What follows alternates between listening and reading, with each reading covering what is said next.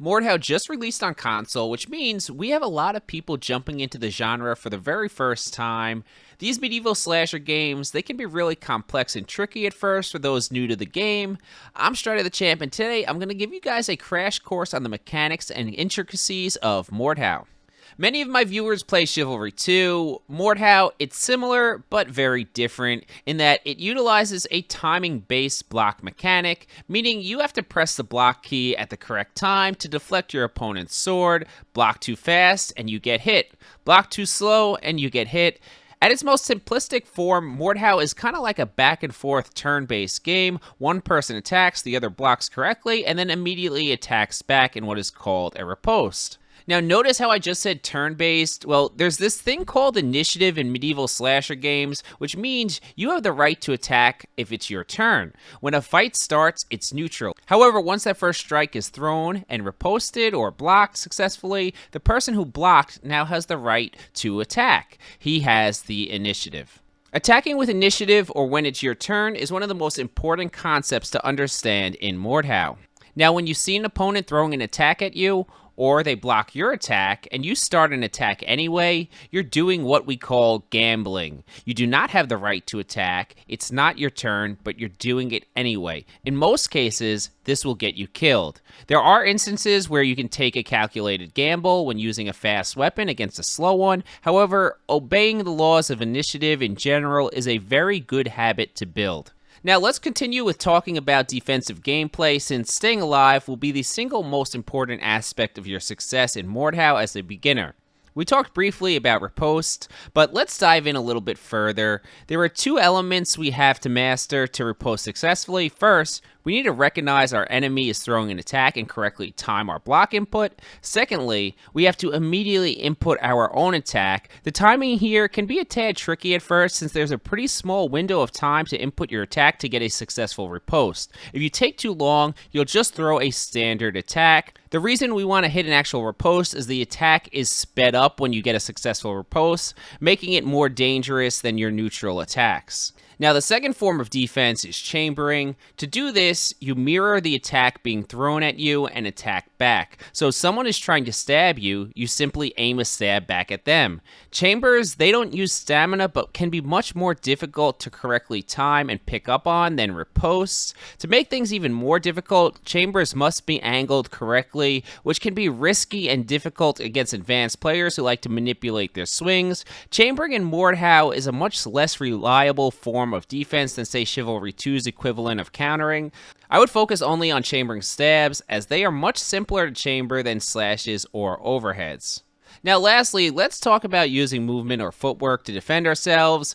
Better players will be able to move their feet in ways that even if they miss a riposte, the opponent will miss their attack on them anyway, because they're using their footwork to make it difficult to hit them. This is the hardest thing to show in video, but think of it like this. You can use backwards footwork using a long weapon to move back so that your enemy misses their attack, then move towards them as you throw yours. You just abused range and footwork. You can use lateral movement to avoid overhead attacks also. You'll see good players even utilize the fact that you sprint forward faster than moving backwards. They'll turn their back to their opponent, sprint a few steps forcing them to miss, then turn and sprint back in range for their strikes. And hell, as a last-ditch effort for defense, you can even crouch to try to duck a strike and just make sure you're looking down at their feet, and sometimes it'll go right over your head. Now let's get into some offense here. In Mordhau, we have a nice variety of attack options: overheads, underhands, stabs, slashes, and even kicks. We use these attacks in a little game of trying to get our opponents to mistime their blocks, allowing us to land an attack. Now, when players are new, they will mistime attacks with no special fakes or swing manipulations, but a few weeks after console release, more players will be able to defend themselves and will need trickier offensive maneuvers to break their defense.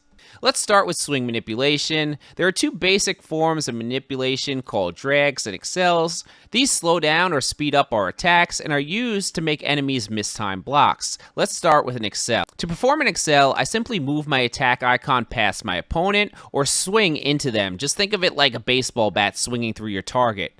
This causes the attack to land faster. Attacks in Mordhau are very fast, and accels are great for landing before an opponent can react. You accel overhead attacks in a similar manner by simply looking down at your feet, increasing the speed of impact. Now, to drag your attacks, you do the opposite. So on a slash, I move my attack away from the enemy, slowing it down, causing it to land at a later time. A little tip here is wait until your blade almost hits the drag, so your opponent expects impact, and then you pull it off. This will really mess with your opponent's timing and causes so many people to miss their riposte or blocks. Now, overhead drags are also simple to perform, as you simply look up towards the sky to slow down the impact. Swing manipulation is not the only way to trick your opponents, as we also have a tool called morphing attacks. Morphing at its core is simple: launch one attack and then immediately start another different attack. Your character will morph the first attack into the second, faking out your enemy and causing them to mistime their block. So morphs are not that difficult to pull off.